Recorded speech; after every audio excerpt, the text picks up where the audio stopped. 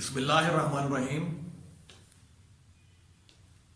Dear students, अस्सलाम वालेकुम। आज हमारा excellent section mathematics second year इसका लेक्चर नंबर 6 है और इसमें जो हम टॉपिक डिस्कस करेंगे वो हमारी है इंटीग्रेशन। ठीक है, तो इससे पहले अगर आपको याद हो तो हमने लेक्चर 5 के अंदर डिफरेंशियल्स डिस्कस किए थे और हमने 3.1 जो है वो डिस्कस की। अब यहाँ पे हम 3.2 डिस्कस करेंगे और इंटीग्रेशन क्या चीज़ है इसके बारे में बताएंगे आपको। ठीक है जी, फिर इंडेफिनिट इंटीग्रल क्या है इसके बारे में मालूमात देंगे। ठीक है, फिर डिफरेंट फार्मूलाज होंगे आपके पास इंटीग्रेशन के, जिससे आप जिनको अप्लाई करते हुए आप जो आपकी एक्सरसाइज है 3.2 एंड ऑनवर्ड वो आप सॉल्व करेंगे। ठीक है, तो सबसे पहले हम चलते हैं डेफिनेशन पे। तो हमारी पहली डेफिनेशन है इंटीग्रेशन। इंटीग्रेशन क्या चीज है? The inverse process of differentiation. The inverse process of differentiation is called anti differentiation और इंटीग्रेशन। ठीक है, या इस दूसरी तरह रिव्यू भी कर सकते हैं हम। The process of finding such a function whose derivative is given is called anti differentiation और इंटीग्रेशन। क्यों गया? तो दोनों तारीफें इसकी हैं इंटीग्रेशन की।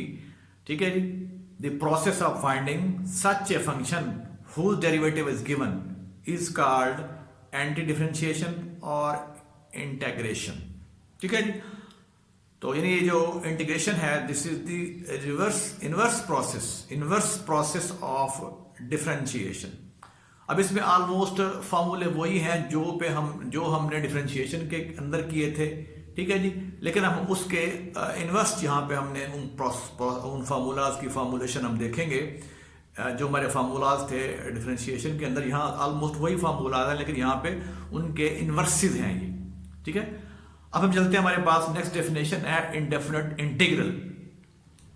नेक्स्ट डेफिनेशन क्या है? Indefinite integral for any arbitrary constant सी।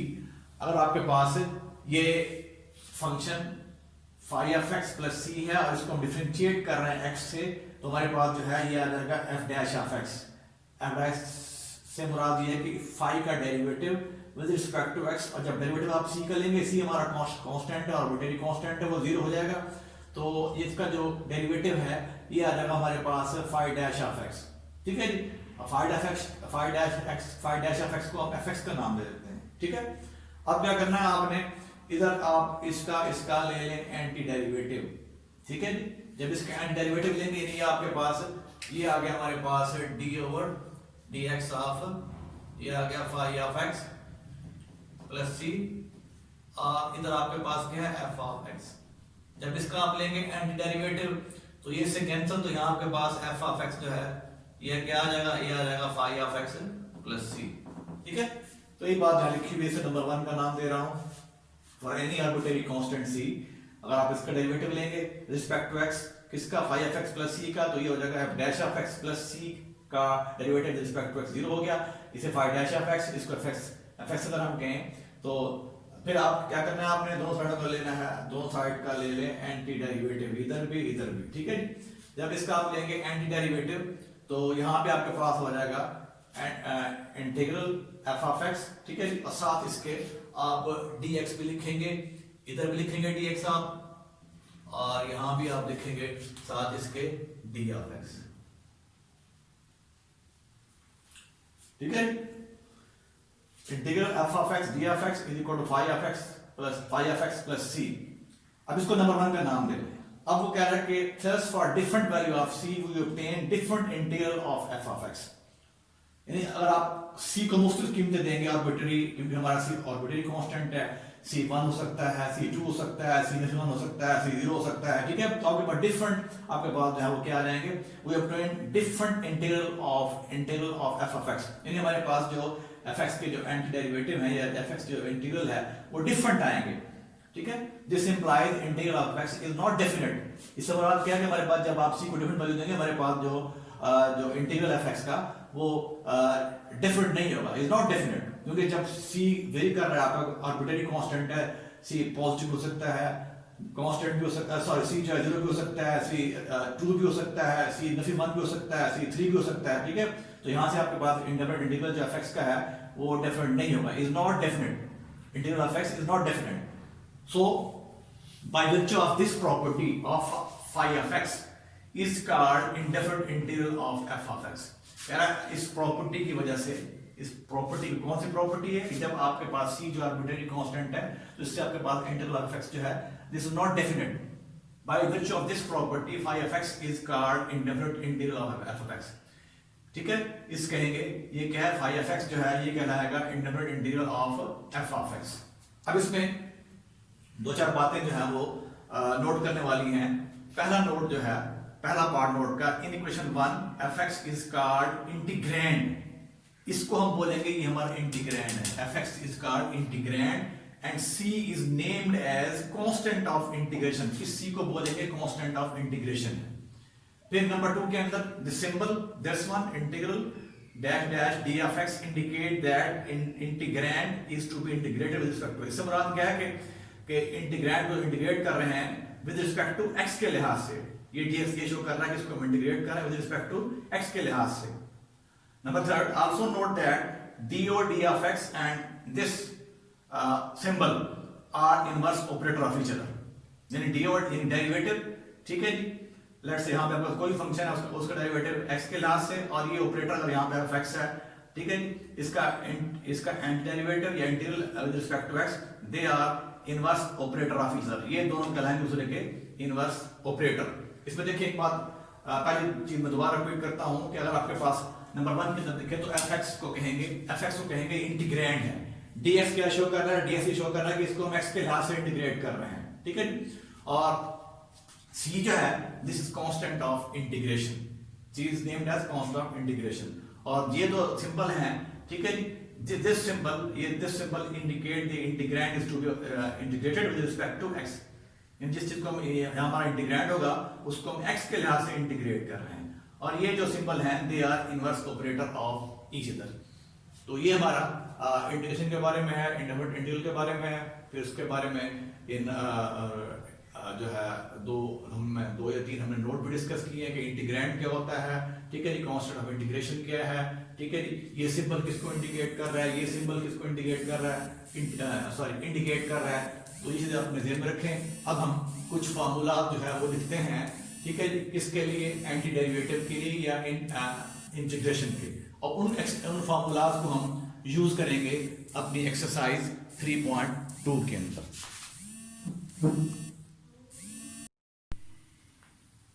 ये मेरे पास स्टैंडर्ड फार्मूलाज हैं फॉर एंटी डेरिवेटिव, जो कि आपकी जो सेकेंड ईयर की बुक है उसके पेज नंबर 125 पेज पे ये सारे स्टैंडर्ड फार्मूलाज जो हैं ये वहाँ पे लिखे हुए हैं, ठीक है। तो इनमें जो पहला रूल है द पावर रूल, तो इसमें क्या आपके पास पावर रूल के अंदर अगर आपके पास इंटीग्रैंड के अंदर फंक्शन की पावर n है और आगे हमारे पास ये अंदर वाले फंक्शन का डेरिवेटिव इसी के साथ मल्टीप्लाई हो रहा है, यानी फंक्शन की पावर n आगे इस फंक्शन का डेरिवेटिव भी गिवन है इंटीग्रैंड के अंदर और इसको हम इंटीग्रेट करना चाह रहे हैं x के लिहाज से, तो this is equal to f of x whole raise to power n plus 1 over n plus 1 plus c, जबकि c जो है कांस्टेंट ऑफ इंटीग्रेशन है, ठीक है जी। तो ये पावर रूल है फंक्शन के लिए। फिर सिंपल फॉर्म इसकी जब जस्ट आपके पास जो है वो जस्ट एक वेरिएबल x की पावर आ जाए तो simple form integral x raised to power n d of x, this is equal to x की power n plus 1 over n plus 1 plus c, ठीक है। तो यहाँ पे आपने क्या किया है, फंक्शन की पावर में एक का इजाफा किया और उस चीज से हमने इसको यानी n जो इजाफा किया उस चीज से इसको डिवाइड किया प्लस c। फिर इसकी जनरल फॉर्म भी है, अगर आपके फंक्शन की शेप ये है ax plus b whole raised to power n d of x, तो ये बराबर है इसमें ax plus b की power n plus 1 over n plus 1 और into derivative of ax plus b जो कि a होगा, लेकिन यहाँ पे हम a से इसको डिवाइड करेंगे, यानी ax plus b की पावर n plus 1 को हम a से डिवाइड करेंगे, क्योंकि हम ये फार्मूला हम जो डिफाइन कर रहे हैं this is for anti derivative, ठीक है जी। तो यहाँ पे अगर होता है डेरिवेटिव फिर हम जैसे आप पहले जानते हैं a से हम ऊपर मल्टीप्लाई करते हैं, यहाँ पे क्योंकि इंटीग्रेट कर रहे हैं हम मालूम कर रहे हैं एंटी डेरिवेटिव, तो a से यहाँ डिवाइड करेंगे, ठीक है। फिर लॉग रूल जो है, लॉग रूल में हमारे पास देखें अगर आपके पास इंटीग्रैंड के अंदर डिनोमिनेटर के अंदर जो है फंक्शन है और न्यूमरेटर में उसका डेरिवेटिव है, तो इसको हम इंटीग्रेट करना चाह रहे हैं एक्स के लिहाज से, तो ये बराबर है ln of mod of f of x plus c। ठीक है जी, यानी ln of f of x plus c, f x का आपने मॉड लेना है। ठीक है जी, तो इसकी सिंपल फॉर्म भी है 1 over x d of x, तो ये हो गया आपके पास, ये फंक्शन हो गया, ये इसका डेरिवेटिव, तो ये बराबर है किसके ln ऑफ x का मॉड प्लस c। c हमारा इन तमाम के अंदर कांस्टेंट ऑफ इंटीग्रेशन है। फिर से जनरल फॉर्म भी है integral 1 over ax plus b d of x, तो ये फंक्शन और ये इसकी जो है ना, इसका हम इसको डेरिवेटिव बना सकते हैं, तो इसके लिए हम इसको a से मल्टीप्लाई करें, a से डिवाइड करें। ठीक है, जब a से ऊपर आप इसको मल्टीप्लाई कर देंगे, a से डिवाइड कर देंगे, तो 1 ओवर a आ जाएगा और ये बन जाएगा आपके पास ln of ax plus b का मॉड प्लस c। तो ये हमारे पास, फिर हमारे कुछ फार्मूला और हैं जिनके सिंपल फॉर्म भी गिवन है बुक के अंदर, जनरल फॉर्म भी गिवन है। जैसे हमारे पास ये फार्मूला है integral sine of x d of x, तो ये बराबर है minus cos of x plus c के। इसी की जनरल फॉर्म जो है integral sine of ax plus b d of x is equal to minus 1 over a cos ax plus b plus c, और इनमें याद रहे c जो हमारा कांस्टेंट ऑफ इंटीग्रेशन है। फिर एक शेप इसकी, ये भी simple form and derivative of cos of x d of x, यानी इसको आप इंटीग्रेट कर रहे हैं किसको, cos x को, ये आपका इंटीग्रैंड है x के लिहाज से, तो किसके बराबर है, ये बराबर sin of x plus c। ठीक है, इसकी general form and derivative of cos of ax plus b d of x is equal to 1 over a sin of ax plus b, sin of ax plus b plus c, where c is a constant of integration।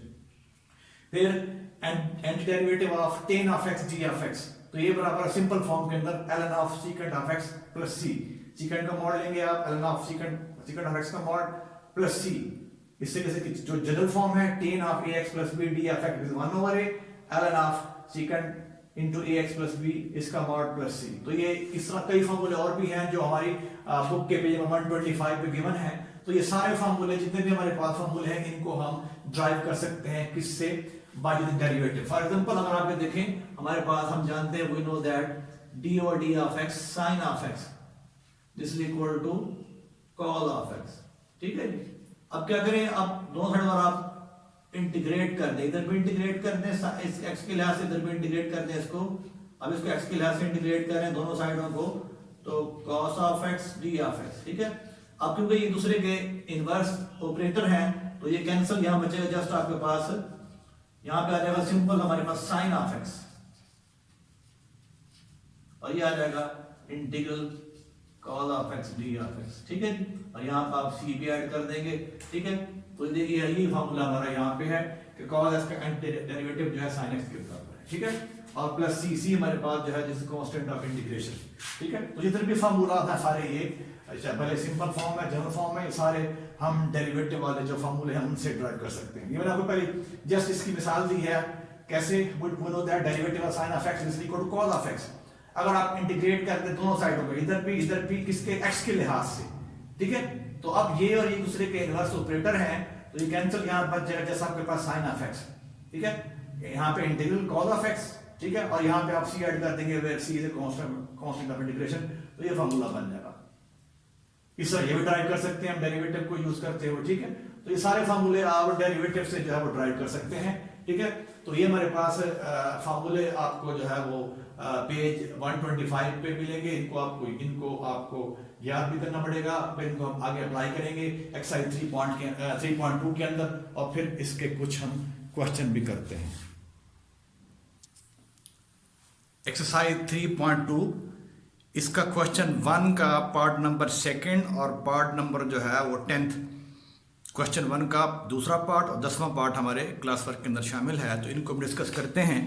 तो इसमें कह रहा है question 1 का जो second part है, evaluate integral. अब ये आपका इंटीग्रैंड है, इंटीग्रैंड के अंदर क्या है, x का स्क्वायर रूट प्लस 1 और x का स्क्वायर रूट, और इसको इंटीग्रेट करना है किसके लिहाज से, x के लिहाज से, तो ये आपका कहलाएगा इंटीग्रैंड कहते हैं। ठीक है जी, अब यूं करें जैसे हमने डेरिवेटिव में सम थ्योरम किया है, तो सेम थ्योरम हमारे पास एंटी डेरिवेटिव के अंदर भी सम थ्योरम है, तो इनको आप सेपरेट कर लें।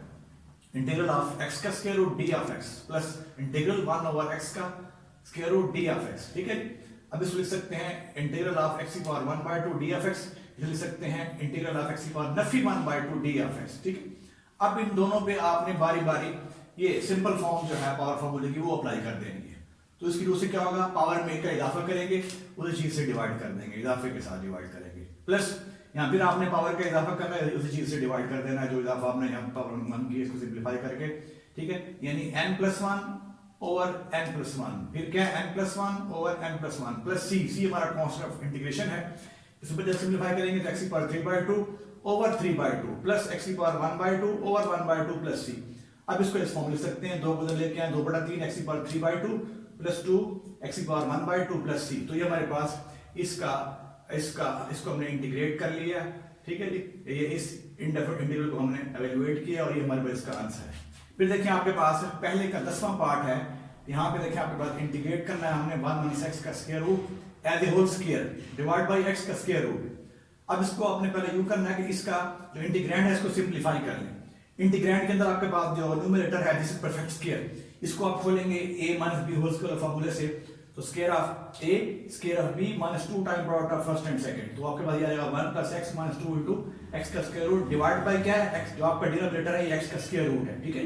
अब इससे आपने डिवाइड कर देना है इसकी हर टर्म को, इसको भी इसको भी इसको भी, फिर हमने डिवाइड किया, ठीक है। फिर जब इसको सिंप्लीफाई करेंगे तो ये आ जाएगा integral x⁴ 1/2 d of x plus इसको x⁴ 1 कितने 1/2, तो यहाँ मुझे x⁴ 1/2 बच जाएगा। इसको इंटीग्रेट करेंगे x के लिहाज से, फिर नफी 2 ये कैंसिल, तो 1 का जो एंटी डेरिवेटिव है 1 का दिस इज x, ठीक है, 1 का जो एंटी डेरिवेटिव है वो x है। तो यहाँ पे अब ये इस फॉर्मूला यहाँ अप्लाई कर देंगे, सिंपल फॉर्म जो है पावर फॉर्मूले वाली, तो पावर में का इजाफा उस चीज से डिवाइड, पावर में का इजाफा उस चीज से डिवाइड, नफी 2 1 का जो एंटी डेरिवेटिव है x के बराबर है, और आखिर में c is a constant of integration. तो ये आपका एक्सरसाइज 3.2 का क्वेश्चन 1 का सेकंड पार्ट है, और ये 10th पार्ट है जो आपके क्लास वर्क में शामिल था। नेक्स्ट इंशाल्लाह हम फिर जो है बाकी इसके क्वेश्चन नंबर 2, 3 के जो पार्ट हमारे शामिल हैं क्लास वर्क के अंदर वो करेंगे, और कुछ जो हम होमवर्क वाले हम कर लेंगे। तब तक के लिए अल्लाह हाफिज़।